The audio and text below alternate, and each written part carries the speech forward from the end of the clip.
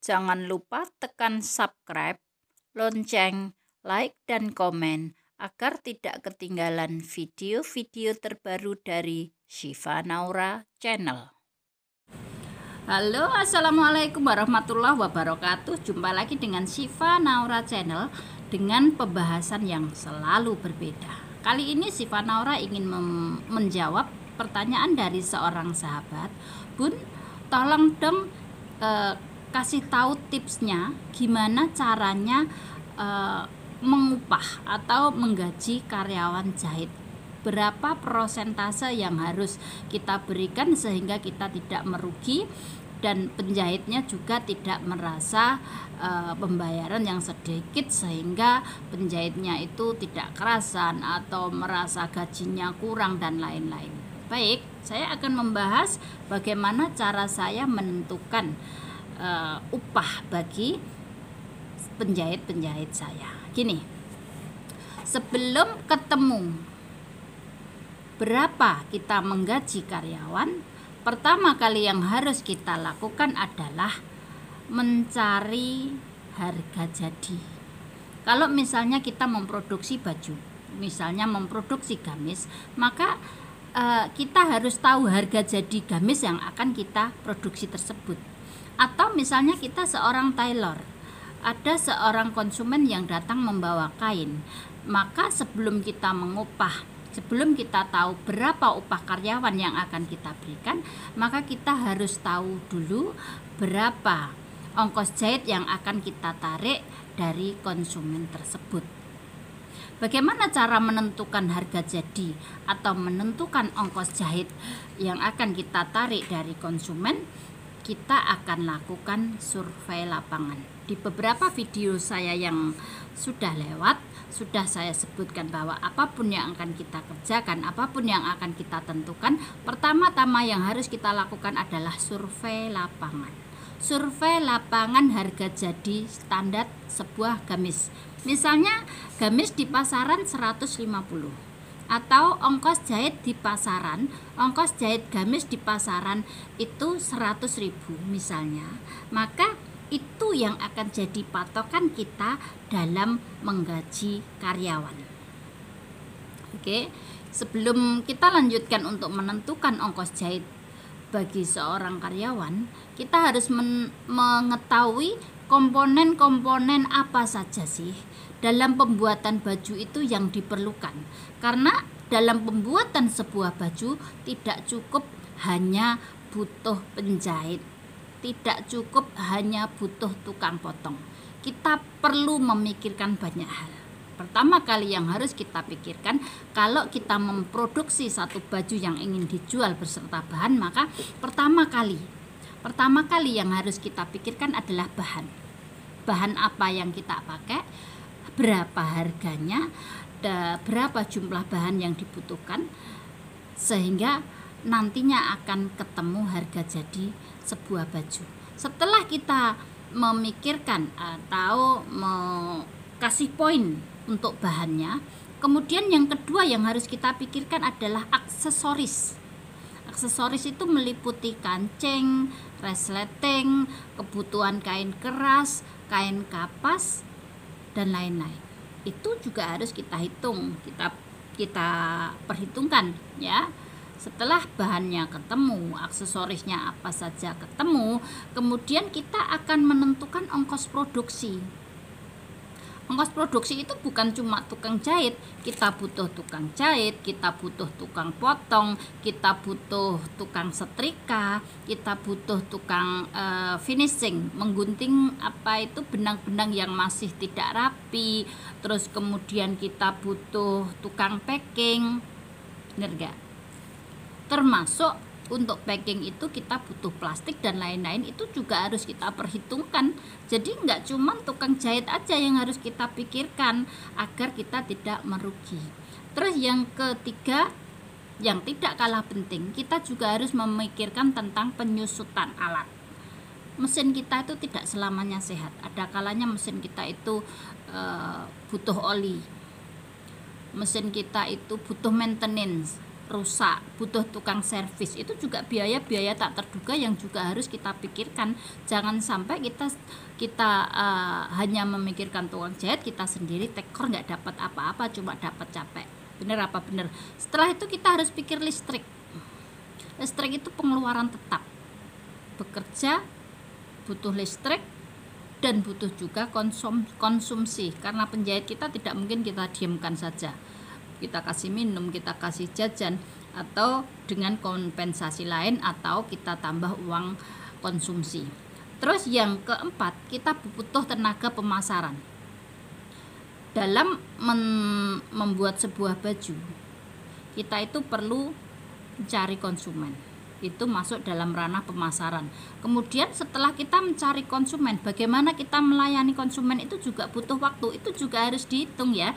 Jadi nggak cuman sekedar mencari tukang jahit kita bayar selesai, tidak. Terus kemudian agar usaha kita maju, kita butuh iklan, kita butuh tenaga administrasi, kita butuh, yang tidak kalah penting adalah butuh keuntungan.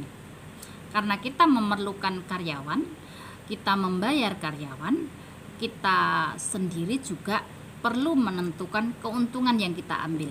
Kita ambil contoh dengan harga 150.000 harga gamis di pasaran. Kita ambil simpelnya saja, oke? Nah, 150.000 itu bahan bakunya berupa kain, benang, resleting dan lain-lain, taruhlah angka 50.000. Maka ongkos produksi dan lain-lainnya adalah 100.000. Kita bagi 100.000 itu kemana saja? Setelah kita kurangi bahan 50.000, maka ongkos produksi kita kasih taruhlah 60.000. Ongkos produksi itu meliputi, sudah saya sebutkan tadi, tukang jahit, tukang potong, tukang packing, tukang setrika, orang yang membersihkan benang-benang yang tidak rapih dan lain-lain, itu masuk dalam ranah ongkos produksi. Oke. Kemudian penyusutan alat, taruhlah penyusutan alat untuk listrik, perawatan dan lain-lain, itu kan tidak setiap hari, tapi kita tetap harus hitung, kasihlah 10.000 untuk satu gamis itu. Kita ambil 10.000 untuk peralatan, untuk listrik, untuk konsumsi dan lain-lain. Satu baju kita ambil 10.000. Terus kemudian tenaga pemasaran, tenaga pelayanan konsumen, iklan dan lain-lain, termasuk label, itu termasuk pemasaran. Label itu kan termasuk iklan agar kita mendapatkan konsumen. Nah, itu kita kasih 20.000. Oke. Terus setelah itu kita jumlah. Dari satu gamisnya itu dipotong bahan 50, ongkos produksi 60, terus biaya penyusutan 10, terus tenaga administrasi dan lain-lain 20, maka ketemulah jumlahnya itu 140. Berapa keuntungan yang kita dapat dari 150 itu? 10.000. 10.000 dalam satu potong gamis itu sudah bersih, sudah dipotong ongkos produksi, sudah dipotong biaya penyusutan, konsumsi, tenaga administrasi, dan lain-lain, itu keuntungan bersihnya adalah 10.000. Kita tidak ngapa-ngapain. Lah, ongkos produksi untuk tukang jahit, tukang potong dan lain-lain itu bisa kita jadikan satu. Misalnya tenaga karyawan kita dalam berproduksi itu mengambil borongan artinya satu orang mengerjakan semuanya, ya jahit, ya motong, ya bersihin benang, ya packing rapi 100%, maka biaya ongkos produksi 60.000 itu dikasihkan kepada satu karyawan untuk satu potong baju. Beda lagi kalau tukang jahit, tukang potong, tukang setrika dan lain-lain itu dikerjakan oleh beberapa orang, maka 60.000 itu harus dibagi dengan beberapa orang tadi.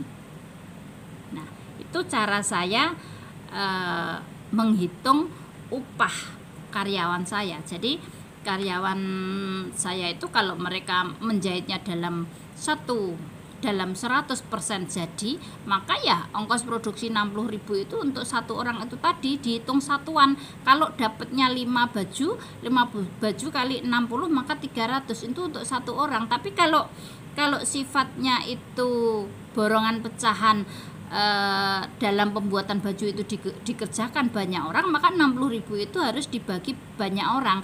Terus gimana cara pembagiannya, Bun? Antara tukang potongnya berapa, tukang jahitnya berapa, tukang setrikanya berapa, gimana cara pembagiannya? Kita pakai cara nego. Itu yang saya lakukan. Karena tenaga manusia, kita sebagai pekerja jasa, pengusaha jasa itu melibatkan tenaga manusia. Tenaga manusia yang kita pakai itu bagaimana caranya agar antara kita dan tenaga atau karyawan yang kita gaji itu sama-sama seneng. Kita seneng, kita dapat untung, pekerjanya juga seneng.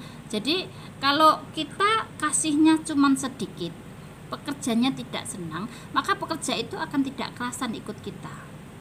Pekerja itu akan merasa tenaganya tidak dihargai, maka dia akan keluar cari kerjaan lain. Benar gak?